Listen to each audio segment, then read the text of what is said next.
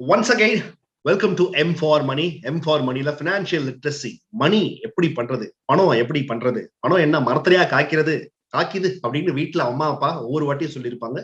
மரத்துல காய்க்கல, புத்திசாலித்தனமா நம்ம வேலை பார்த்தா கண்டிப்பாக பணம் நம்ம மரத்திலையும் காய்க்க வைக்கலாம் அப்படின்றதுதான் மணி எக்ஸ்பர்ட் நம்ம மோகன் சொல்லிக்கிட்டே இருக்கிறாரு.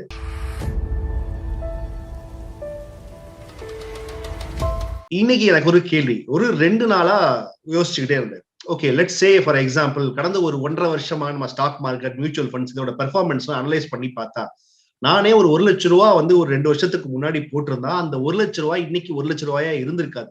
எனக்கு தெரிஞ்சு அது ஒரு 95,000 மாறி இருக்கும். இல்ல ஒரு டிஃபரெண்டா ஒரு 5 பேராசப்பட்டு சொல்றீங்க 80,000 ரூபாய் ஆயிருக்கும். ஓகே, 80,000 ரூபாய் ஆயிருக்கும். நீங்க நான் ஒரு அப்ராக்சிமேட் கணக்கு தான் சொல்றேன். கொஞ்சம் எனக்கு மனசு தேத்திக்கல, ஒரு 10% அப்படின்னா. சோ 20% குறைஞ்சிருக்கும் அப்படின்றாரு. இதையே நான் ஒரு பிக்சட் டெபாசிட், ட்ரெடிஷனல் இன்வெஸ்ட்மெண்ட் மெத்தடான நம்ம அம்மா அப்பா பண்ண ஒரே விஷயம் பிக்சட் டெபாசிட். இந்த எஃப்டில போட்டிருந்தா அட்லீஸ்ட் ஒரு 4% ரிட்டர்ன் ஆகுது வந்திருக்குமே.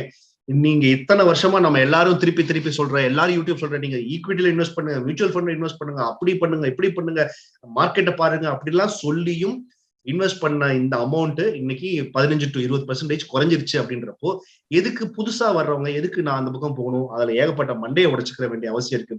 எஃப்டில போட்டா பணத்துக்கு பணமாவது மிச்சம் இருக்கும், அண்ட் ஒரு 3-4% வட்டி கம்மியா இருந்தாலும் போதுயா அப்படின்ற ஒரு மென்டாலிட்டியும் இருக்குதே. இதுக்கு என்ன பதில்? இதை எப்படி ஹேண்டில் பண்ண? எல்லா காலத்தையுமே இந்த ஒரு டிபேட்டபிள் டாபிக்கா தான் இருந்திருக்கு. அதனாலதான் அலோகேஷன் பத்தி நிறைய பேசுவாங்க. இதுல ஒரு எக்ஸ்ட்ராவா சேர்த்துக்கிட்டீங்கன்னா ரீசெண்டா கிரிப்டோல இன்வெஸ்ட் பண்ணுங்க. இப்ப நானே சொல்லியிருக்கிறேன், எஸ் ஐ சா இட் பெருசா பூம் ஆச்சு. பட் ஆனா ஒரு பாயிண்ட்ல அது இன்னைக்கு பயங்கரமா குறைஞ்சு இன்னைக்கு அப்படியே ஒரு பேனிக் சிச்சுவேஷனை அந்த ஏரியாலையும் கொண்டு வந்து நிப்பாட்டிருக்கேன். இதெல்லாம் எப்படி நம்ம அப்ரோச் பண்றோம்? அகைன் வாலட்டிலிட்டி எல்லாமே இருக்குங்க. ரிஸ்க் அசெட்ஸ் எல்லா இடத்துலயுமே இந்த வாலட்டிலிட்டி, அந்த ஏற்ற இறக்குங்கள், அதுதான் டெக்னிக்கலா வாலட்டிலிட்டின்னு டிஃபைன் பண்றோம். இதுக்கு சிறந்த உதாரணம்னு சொல்லணும்னா, இது ப்ரையாரிட்டி பொறுத்து அந்த பக்கம் போறதா வேணாமா அப்படின்றது முடிவு பண்ணிக்கணும். நீங்க தாம்பரத்துல இருக்கீங்க, மயிலாப்பூர் போகணும்னு பிரியப்படுறீங்க. நீங்க கார்ல போனா வேர்க்காம போகலாம், பைக்ல போனா வேகமா போகலாம். வேகமா போகணும்னு நினைக்கிறவங்க பைக் எடுத்துட்டு போய்க்கலாம், இல்ல வேர்க்காம போகணும்னு நினைக்கிறவங்க கார் எடுத்து போய்க்கலாம். கார்ல போறவன் பைக்ல போறவனை பார்த்து உனக்கு வேர்க்குது பாத்தியான்னு கிண்டல் பண்றதும், பைக்ல போறவன் கார்ல போறவனை பார்த்து நீ சிக்னல்ல மாட்டிக்கிட்ட, நான் பார்த்தியா பூந்து போயிட்டுன்னு கிண்டல் பண்றதும் எவ்வளவு ஒரு முரணான விஷயமோ அந்த மாதிரிதான் இது பிக்ஸட் டெபாசிட்ஸும் ஈக்விட்டிஸும். எப்பப்போ கார் எடுத்துட்டு போனோம், எப்பப்போ பைக் எடுத்துட்டு போகணுன்ற அந்த அறிவு இருக்குல்ல, அந்த மாதிரிதான் இந்த அலோகேஷன் பத்தி நான் சொல்ற விஷயமும் கூட. நம்ம சேனல்ல நம்ம நிறைய இதுக்கு முன்னாடி பண்ண லைவ்லயுமே கூட சொல்லியிருப்போம், எவ்வளவு பர்சன்டேஜ் ஈக்விட்டியில போகணும்னு நிறைய பேர் கேட்கும்போது 100 - ஏஜ் ஃபேக்டர் சொல்லியிருப்பேன். 35 வயசு ஆள்னா 100 - 35 65 வரும். ஒட்டுமொத்த இன்வெஸ்ட்மெண்ட்ல 65 வரைக்கும் அங்க போடுங்க, அதுக்கு மேல அங்கிட்டு போட வேணாம், வேற எங்கேயா சேஃபான இடத்துல வச்சுக்கோங்க அப்படி. இந்த சேஃபான இடம் தான் என்சிடி, பாண்டு, அப்புறம் டெட் ஃபண்ட்ஸ், கவர்மெண்டோடைய பாண்ட்ஸ், பிக்ஸட் டெபாசிட்ஸ் பேங்க்ல இருக்கிறது, ஈவன் கையில கேஷா கூட வச்சுக்கலாம். ஸோ இந்த ரேஷியோ சில பேருக்கு ஒத்து வராது. நான் வயசானாலும் நான் ரிஸ்க் எடுக்கக்கூடிய ஆளுதான், பஸ்ல கம்பியை பிடிக்காம போற ஆளு அப்படின்ற ஆட்களுக்கு பிக்ஸட் பர்சன்டேஜ் வச்சுக்கலாம், 60-40 ரேஷியோ அப்படின்னு. இப்ப நான் ஃபாலோ பண்றது 60-40.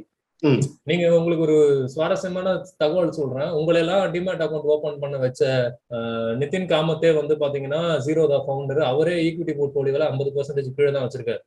சோ அவருக்கு வயசு 35 வயசுக்குள்ளதான் இருக்கும். வயசு 35க்குள்ளதான் இருக்கும். சோ அவருக்கு தெரியும் இந்த மாதிரி எல்லா சூதுவாதெல்லாம் தெரியும், எந்த கார்டு எடுத்து போடணும் அப்படின்றதுலாம் அவருக்கு தெரியும். இடையில வந்தவங்க தான் அதை போடு மாப்பிள்ள ஜோக்கர் அப்படின்னு போட்டு ஏமாந்து போறவங்க. இப்ப கூட நீங்க சொன்னீங்க கையில இருக்க 1 லட்சம் நான் போட்டிருந்தா 80,000 ஆயிருக்குமே அப்படின்னு. அதை நான் ஒத்துக்கிறேன். நம்ம ட்ரைலிங் ரிட்டர்ன்ஸ் அப்படின்னு சொல்லுவோம். ரிட்டர்ன்ஸ்லயே நிறைய வகைகள் இருக்கு.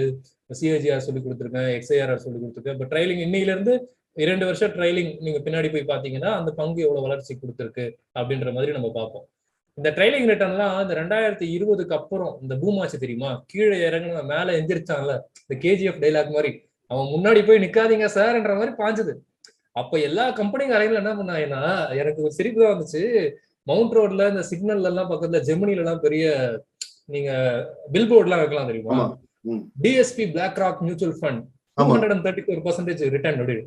அப்பதான் எனக்கு தோணுச்சு, 6 மணிக்கு மேல அவன் எப்படி இருப்பான்னு தெரியாம அவன் பின்னாடி போவாதீங்க அப்படின்ற மாதிரி. இந்த ட்ரைலிங் ரிட்டர்ன் வந்து மாறிக்கிட்டே இருக்கும். இன்னைக்கு நீங்க 2025ல இருந்து 2 வருஷம் பின்னாடி போனா இப்ப நீங்க சொன்ன அந்த அந்த நஷ்டம் வந்திருக்கும். 2021ல இருந்து பின்னாடி 2 வருஷம் போயிருந்தீங்கன்னா வேற மாதிரி இருந்திருக்கும்.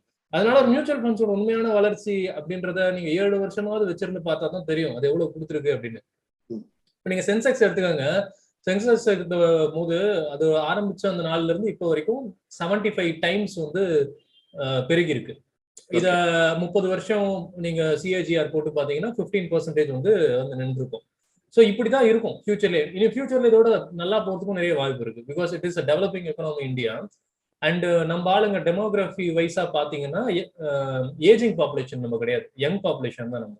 ஸோ இவங்க பண்ற ப்ரொடக்டிவிட்டி வந்து மற்ற நாடுகளை கம்பேர் பண்ணும்போது அதிகமா போகும். ஸோ ஜிடிபியுமே மூவிங் ஃபார்வர்டு கடந்த 20 வருஷத்துல இருந்ததோட இனிமே வளர்றதுக்கு வாய்ப்புகள் இருக்கு. ஸோ பதட்டப்பட்டு யாரும் வித்துக்கிட்டுலாம் இருக்க வேண்டாம், ரொம்ப யாரும் ஸ்ட்ரெஸ்லாம் எடுத்துக்க வேண்டாம். இதை லாங் டேர்ம் இன்வெஸ்ட்மெண்ட் நீங்க நினைச்சீங்கன்னா நீங்க ஸ்ட்ரெஸ்ஸே இல்லாம இருக்கலாம். ஸோ யார் ரொம்ப பதட்டப்படணும் அப்படின்னா, பிள்ளைக்கு ஸ்கூல் ஃபீஸ் கட்ட வச்சிருந்த காசை இதுல போட்டுட்டேன், இந்த கோவை சர்ல ஆட்டோ டியூக்கு வச்சிருந்த காசை வாங்கிட்டு லோஷன் ஃபேஷன் அந்த மாதிரிலாம் பண்ணிருப்பாங்க. அப்படியெல்லாம் யாராவது பண்ணிருந்தீங்கன்னா அவங்கதான் கவலை பண்ணணும். அதனாலதான் நான் சொன்னேன் அலோகேஷன் ஃபாலோ பண்ணுங்கன்னு. என் பேச்சை கேட்டு இப்ப என்னோட கிளைண்ட்ஸ் எல்லாம் பர்சனல் ஃபைனான்ஸ் அட்வைஸ் எடுத்துக்கிறேன். என் கிளைண்ட்ஸ் எல்லாருக்குமே இதுதான் நான் அட்வைஸ் பண்றது. ஆனுவல் ரிப்பீட்டிங் எக்ஸ்பெண்டிச்சர்ஸ்க்கு ஈக்விட்டி பக்கம் போயிடாதீங்க, டெப்ட் வச்சுக்கோங்க. ஸ்கூல் ஃபீஸ் கட்டணுமா அதுக்கு ஆர்டி தான் சிறந்த ரூட்டு. ஏன்னா அது ஏப்ரல் மாசம் கட்டி ஆகணும். பிரின்சிபால் ஃபோன் பண்ணுவாரு கட்டலன்னா. ஆர்டி அப்பதான் மெச்சூர் ஆகும்னு உங்களுக்கு தெரியும், இவ்வளவுதான் வரப்போகுதுன்றதும் தெரியும். இந்த மாதிரி பிக்சடா இருக்கிற ஒரு விஷயத்த இப்படி ரெக்கரிங் கண்டினியூஸ் எக்ஸ்பெண்டிச்சர்ஸ்க்கு யூஸ் பண்ணிக்கோங்க. அப்ப ஈக்விட்டி எதுக்கு யூஸ் பண்றது அப்படின்னு கேட்டா, உங்க நெட்வொர்த்தை ஏற்றி விடுறதுக்கு ஈக்விட்டி யூஸ் பண்ணலாம். ஒரு காலம் ஒரு 10 வருடம் 20 வருடம் போயிட்ட பிறகு பேக்ல திரும்பி பார்ப்பீங்கல்ல, என்னதான் சம்பாரிச்சு வச்சிருக்கோம் அப்படின்னு. அந்த சமயத்துல இன்ஃபிளேஷன் பீட்டிங் ரிட்டர்ன் உங்களுக்கு வரணும் அப்படின்னா அதுக்கு ஈக்விட்டி உங்களுக்கு ஹெல்ப் பண்ணும்.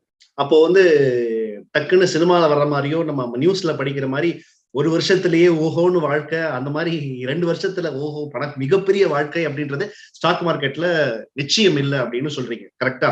ஆமா, இது வந்து மேரத்தான். இங்க அந்த மாதிரி எல்லாம் பண்றவங்க யாரு அப்படின்னா, அவங்களோட பிஎன்எல் வெளியில எடுத்து காட்ட சொல்லுங்க மாட்டாங்க, பயப்படுவாங்க. ட்விட்டர்ல 1000 படம் போடுவாங்க, பொம்மை எல்லாம் வச்சு படம் போடுவாங்க. பிஎன்எல் எக்ஸ்போஸ் பண்ண சொன்னா பண்ண மாட்டாங்க.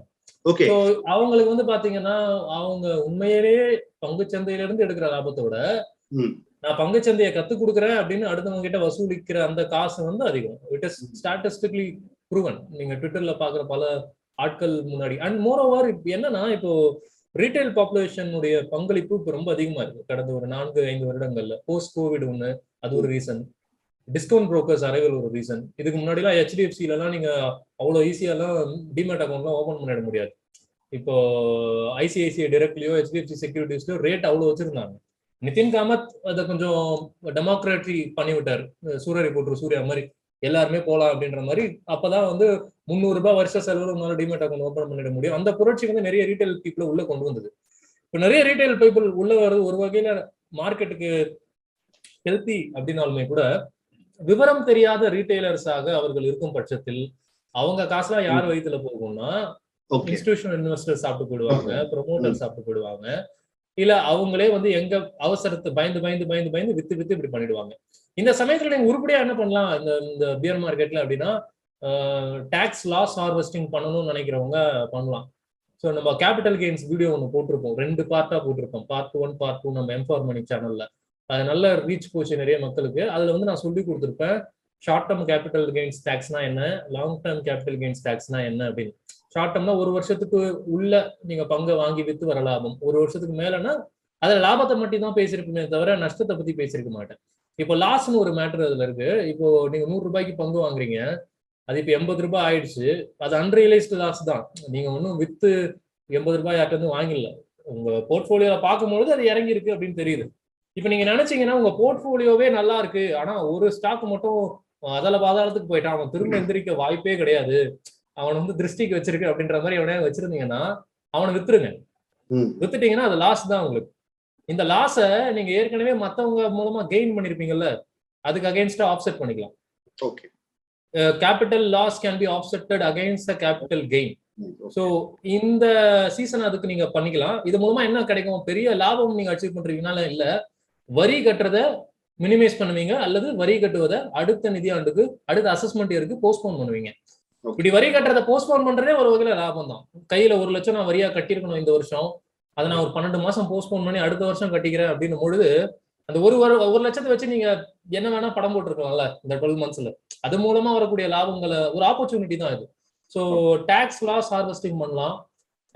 இந்த வீடியோ தான் நீங்க M4 மணில பாக்குற முதல் வீடியோவா இருந்தா, ஏற்கனவே நம்ம இன்கம் டாக்ஸ் பிளேலிஸ்ட்ல வந்து கேபிட்டல் கெயின்ஸை பத்தி 2 வீடியோ போட்டிருக்கோம். அதை பார்த்துட்டு இதை பாருங்க, உங்களுக்கு நான் சொல்றதுடைய சூட்சமம் வந்து விளங்கும். சூப்பர். அது இந்த இடத்துல எண்ட் ஸ்கிரீன்லயும் வந்துடும், நான் டிஸ்கிரிப்ஷன்லயும் மறக்காம கொடுத்துட்றோம். ஸோ மறக்காம செக் அவுட் பண்ணுங்க. அண்ட் இன்ஸ்டாகிராம் ஹேண்டில் ஃபாலோ பண்ணி பணத்தை பத்தியும் ஃபின்சாட்ஸ் ஒன்னு இருக்கு இன்ஸ்டால, அது என்னன்னே புரியல, என்னென்னமோ பட்டன் வச்சிருக்காங்க, ரீலு போஸ்ட். நானும் சேர்றமே சேர்ந்திருக்கேன். ஸோ என் கூட உரையாடணும் தனிப்பட்ட முறையில் அப்படின்னு நீங்க நினைச்சீங்கன்னா இந்த ஃபின்சாட்ஸ் FINCHATSS அங்க வந்து நட்பு அழைப்பு வந்து கொடுங்க. அது என்னங்க ஃபேஸ்புக் மாதிரியா? அவரு நானும் ஃப்ரெண்ட் ஆயிட்டா நானும் அவரது பார்க்கலாம், அவரும் எடுத்து பார்க்கலாமா? ஆமா, ஃபாலோ பண்ணுவோம். புதுசுங்க இன்ஸ்டாகிராமுக்கு. ஸோ கொஞ்சம் லேட்டா மெசேஜுக்கு ரிப்ளை பண்ணா மன்னிச்சிருங்க.